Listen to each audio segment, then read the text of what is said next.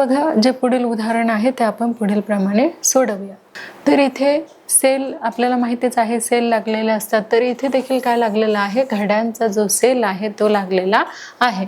व पहिल्या दिवसाची विक्री बघा काय आहे की काटे असलेली घड्याळे किती आहेत 11 आणि डिजिटल घड्याळे जे आहे ते आहे 6 आणि मिळाले किती आहेत बघा तर 4330 रुपये।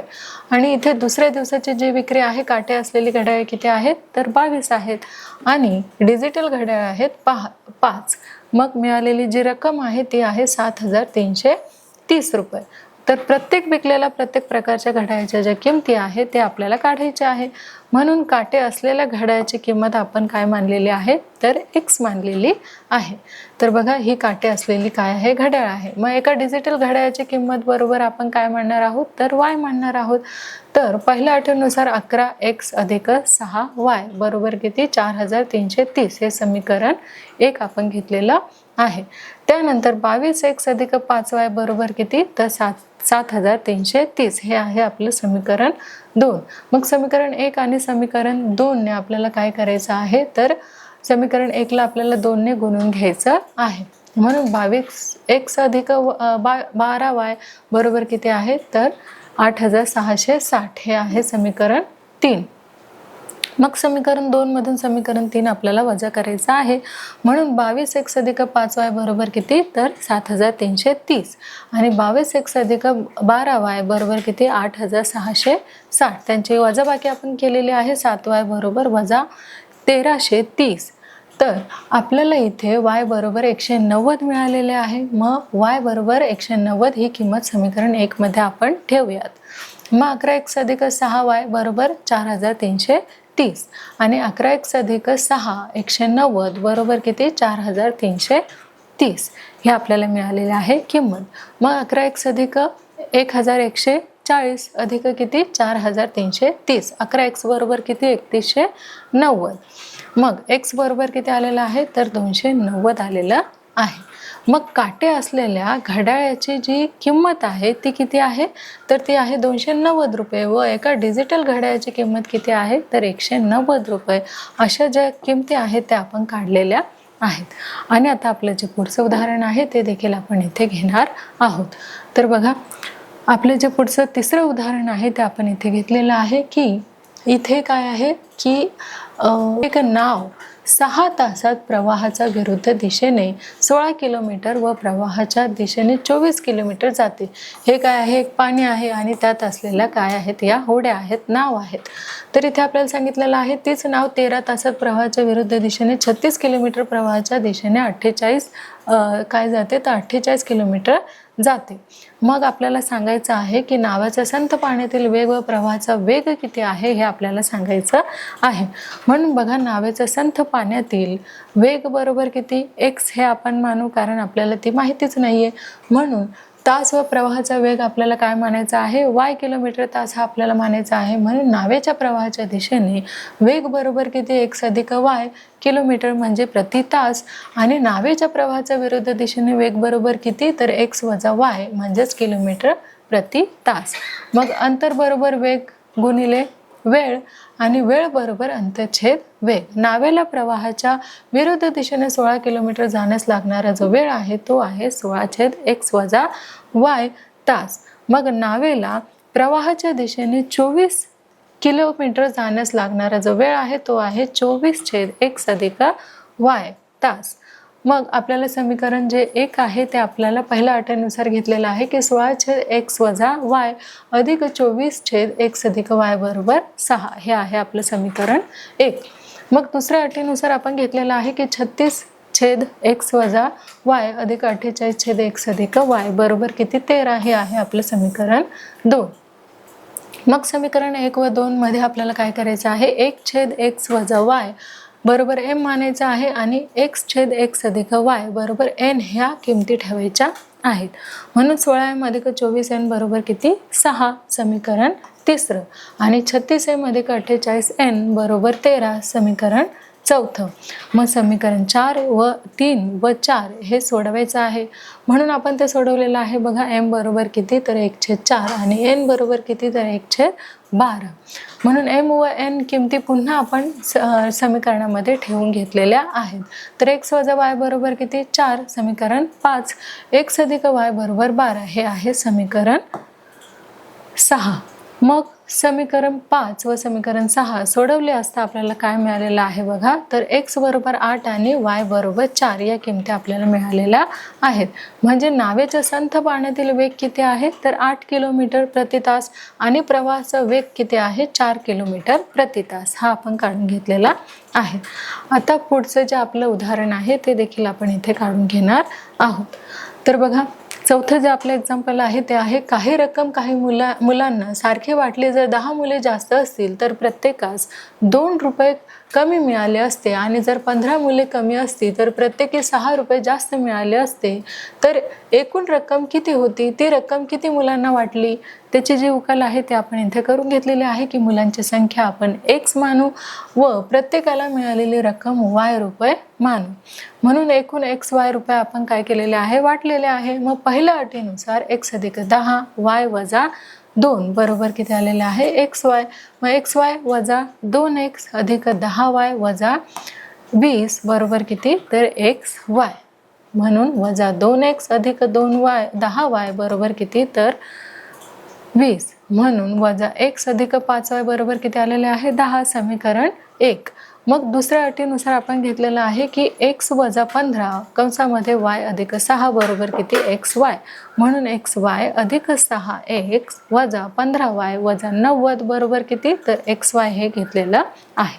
मग त्यानुसार आपण बघा x अधिक 6x वजा 15y वजा 90 बरोबर किती xy. मग 6x वजा 15y बरोबर किती 90. बघा 2x वजा 5y बरोबर किती 30.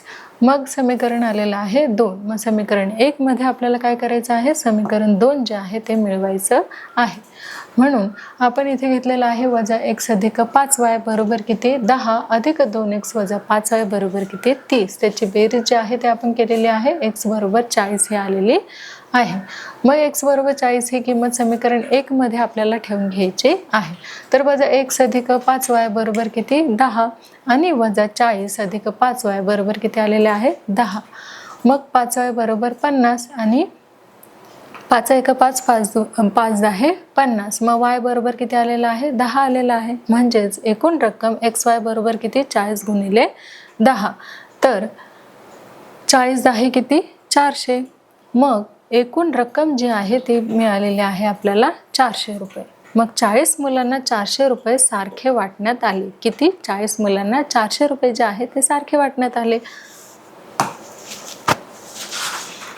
आता जे 5वे उदाहरण आहे ते आपण इथे घेणार आहोत. आणि 5वं जे उदाहरण आहे ते असं आहे की एक 3 अंकी संख्या तिच्या अंकाच्या बेरजेच्या 17 पट आहे.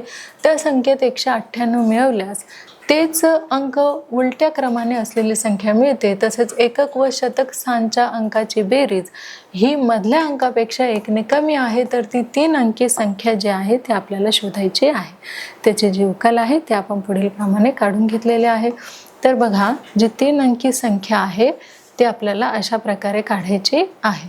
तर बघा, शतक स्थान अंक आपल्याला x हे मानायचं आहे. त्यानंतर एकक स्थान आपल्याला y मानायचं आहे. मग दशक स्थानचा मधला अंक टोकाच्या अंकाच्या बेरजेपेक्षा कसा आहे तर 1 ने हा मोठा आहे. म्हणून शतक x आणि दशक x अधिक y अधिक 1 आणि एकक किती आहे तर y आहे. मग 3 अंकी संख्या 100x अधिक 10 बरोबर किती कंसामध्ये x अधिक y अधिक 1 अधिक काय आलेला आहे y. मग 100x अधिक 10x अधिक 10y अधिक 10 अधिक y. मग 110x अधिक 11y अधिक किती आलेले आहे तर 10 आलेले आहे. त्यानंतर या संख्येतील अंकाची जी बेरीज आहे ते आपण करून घेतलेली आहे की x अधिक कंसामध्ये x अधिक y अधिक 1 बरोबर किती तर y हे आपण घेतलेले आहेत. मग 2x अधिक 2y अधिक किती तर 1. मग पहिल्या अटीनुसार आपण सोडवूयात की 3 अंकी संख्या 17 गुणिले अंकाची जी बेरीज आहे ते आपल्याला करायची आहे. म्हणून 110x अधिक 11y अधिक 10 बरोबर 17 गुणिले कंसामध्ये 2x अधिक काय आहे 2y अधिक 1 कंस पूर्ण. मग 110 x अधिक 11 y अधिक 10 बरोबर किती 34 x अधिक 34 y अधिक 17. मग 76x वजा किती 23y बरोबर 7. हे आहे समीकरण आपलं 1. मग दिलेल्या संख्येतील अंक जो आहे तो उलट्या क्रमाने लिहून मिळणारी जी नवीन संख्या आहे ते आपण पाहूयात की 100y अधिक 10 कंसामध्ये x अधिक y अधिक 1 बरोबर x अधिक किती x. म्हणून 110y अधिक 11x अधिक 10. मग दुसऱ्या अटीनुसार आपण घेणार आहोत की दिलेली संख्या अधिक किती आहे 198 बरोबर अंक उलट क्रमाने मांडून मिळालेली जी संख्या आहे ती अशी आहे की 110x अधिक 11y अधिक 10 अधिक 198 बरोबर 110y अधिक 11x अधिक 10 बरोबर किती 99x वजा 99y बरोबर किती आलेला आहे तर वजा 198. म्हणून x वजा y बरोबर किती तर वजा 2 म्हणजेच x बरोबर y वजा 2 हे समीकरण आपलं 2 आहे. मग समीकरण 2 मध्ये मिळालेल्या x ची जी किंमत आहे समीकरण 1 मध्ये आपण इथे ठेवूया. म्हणून 76 कंसामध्ये y वजा 2 वजा 23y बरोबर किती 7. मग 76y वजा 192 152 वजा 23y बरोबर किती 7. मग 53y बरोबर किती 159. y बरोबर किती आलेला आहे 3 आणि एकक स्थानचा अंक आपल्याला मिळालेला आहे किती 3. तर y बरोबर 3 ही किंमत आपल्याला कशामध्ये ठेवायची आहे समीकरण 2 मध्ये. मग x बरोबर y वजा 2 x बरोबर 3 वजा 2 बरोबर किती तर 1 आणि x बरोबर मिळालेला आहे 1 आणि शतक स्थानचा अंक आपल्याला काय मिळालेला आहे 1 मिळालेला आहे. म्हणून दशक स्थानचा अंक मधला अंक किती आहे x अधिक y अधिक 1 बरोबर 1 अधिक 3 अधिक 1 बरोबर किती तर 5. मग दिलेल्या 3 अंकी संख्या ज्या आहे त्या आहे आपल्या 153 153. आता जे 6वं उदाहरण आहे ते आपण इथे घेणार आहोत आणि 6वं जे उदाहरण आहे ते बघा 2x अधिक y अधिक 8 आणि 2y मग x अधिक 4 आणि 4x वजा y. मी हा जो आयत आहे त्याच्या आयताच्या काय आहेत त्या किमती आहेत त्याचे माप आहेत. म्हणून x आणि y च्या ज्या किमती आहेत त्या आपल्याला काढायच्या आहे कशाच्या x आणि y च्या. म्हणून क्षेत्रफळ आणि परिमिती जे आहे ते आपल्याला काढायचे आहे. त्याची उकल जे आहे ते आपण केलेली आहे की आयताच्या समोरासमोरील बाजूंची लांबी कशी असते समान असते. म्हणून 2x अधिक y अधिक 8 बरोबर किती 4x वजा y. मग 2x वजा 4x अधिक y अधिक y बरोबर किती वजा 8. आता वजा 2x अधिक 2y बरोबर किती आलेलं आहे वजा 8 आलेलं आहे. मग वजा x अधिक y बरोबर किती वजा 4. हे झालं आपलं समीकरण 1. समीकरण 1 नुसार आपण घेतलेलं आहे x अधिक 4 बरोबर 2y. मग x वजा 2y बरोबर किती वजा 4. हे आहे आपलं समीकरण 2 आपण इथे घेतलेलं आहे. मग समीकरण 1 व समीकरण 2 यांचे आपल्याला काय करायचे आहे तर बेरीज करायची आहे आणि म्हणून वजा x अधिक y बरोबर किती वजा 4. x वजा 2y बरोबर किती वजा 4. त्याची बेरीज किती आलेली आहे तर वजा y बरोबर वजा 8 म्हणजे y बरोबर किती आलेले आहे तर 8 आलेली आहे. मग y बरोबर 8 ही किंमत समीकरण 1 मध्ये आपल्याला ठेवायची आहे. म्हणून वजा x अधिक 8 बरोबर किती वजा 4. तर x बरोबर किती 12. मग x व y च्या किमती ठेवून आयताची जी लांबी व रुंदी आहे ते आपल्याला काढायची आहे. लांबी 4x वजा y बरोबर 4 12 वजा 8. मग बरोबर किती आलेले आहे तर 48 वजा 8 आलेली आहे. मग 48 मधून आपण 8 काय केलेलं आहे मायनस केलेले आहे 40 एकक आलेलं आहे. मग रुंदी 4 अधिक x अधिक 4 बरोबर किती 12 अधिक 4 बरोबर किती आलेलं आहे तर 16 एकक आलेलं आहे. मग आयताची लांबी बरोबर किती 40 एकक आणि आयताची रुंदी बरोबर किती आलेली आहे 16 एकक आलेली आहे. मग आयताचे क्षेत्रफळ बरोबर लांबी गुणिले रुंदी 40 गुणिले 16 640 चौरस सेंटीमीटर एकक हे आयताचे क्षेत्रफळ आपण काढलेले आहे. आणि आयताची परिमिती 2 गुणिले लांबी अधिक रुंदी म्हणून 2 कंसामध्ये 40 अधिक 16 त्याची बेरीज आपण केलेली आहे. तर बघा त्याचा जो गुणाकार आहे आपण केलेला आहे 2 आणि 40 आणि 16 किती होतात 56. मग 56 गुणिले 2 किती आलेले आहे तर 112 एकक आलेले आहे.